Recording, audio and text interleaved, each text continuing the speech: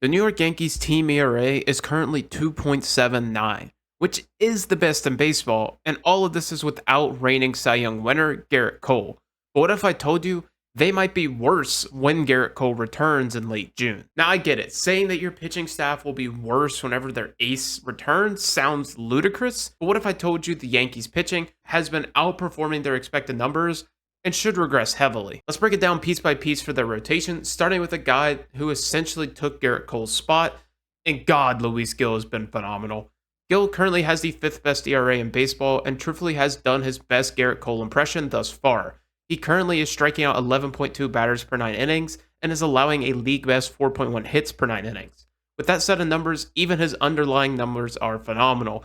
A 2.76 xERA and a 2.99 FIP indicate a lot of Gil's performance so far this season has been pretty on point.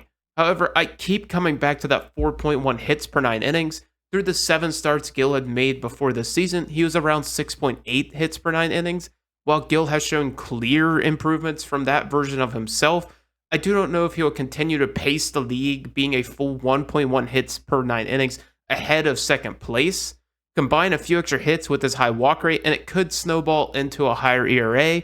I'm not saying that Gil will be bad by any means. He showed too much progression to regress that much, but I do not think maintaining his current ERA is realistic. Another rotation piece that has been overperforming the mark this season so far has been Clark Schmidt, who unfortunately did just go down with injury, which creates a different dynamic in of itself.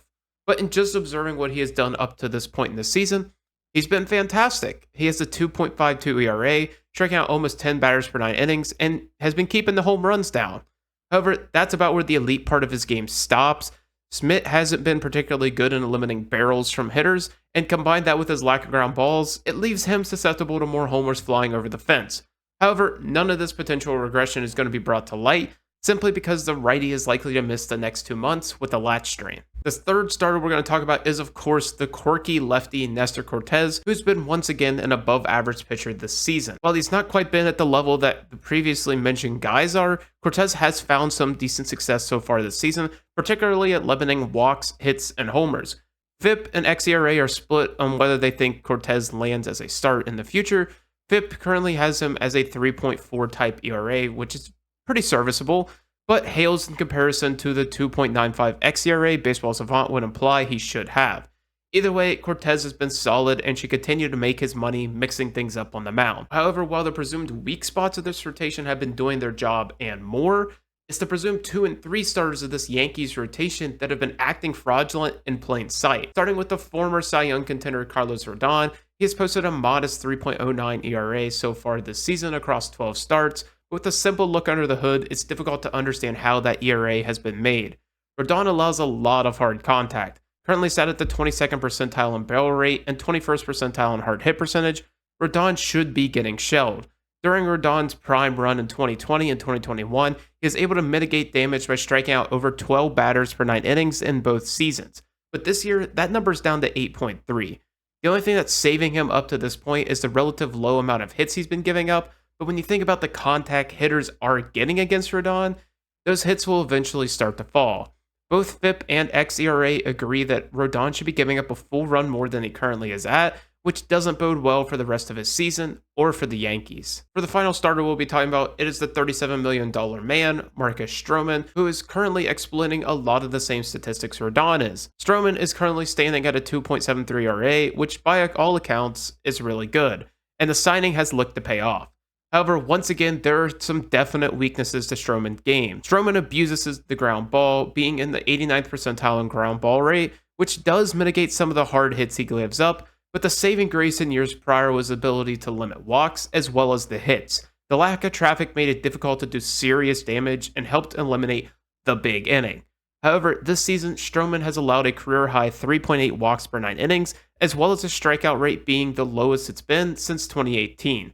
Simply put, there's more traffic Stroman's having to deal with, and with even less get-out-of-jail-free cards of strikeouts, it's only a matter of time before it catches up with him. With that being said, FIP and xERA agree with me. Currently, Stroman should be around a 4.4 ERA, as opposed to the 2.73 ERA he currently is at. With that being said, so far this season has been the best case scenario for the Yankees after they learned that Garrett Cole would miss substantial time.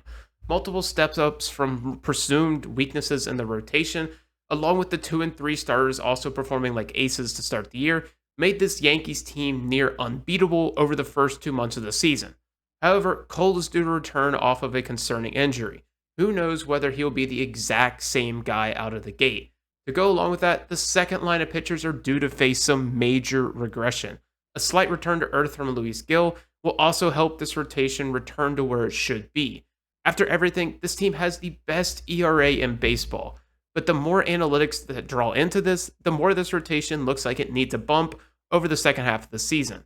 This team's FIP is almost a full run over its ERA at 3.76, and the xFIP takes it a step further at 3.89, which is dead middle of the MLB. Will Cole be able to reverse the regression of the rest of the team? I'm not sure, but adding another Cy Young candidate never hurts.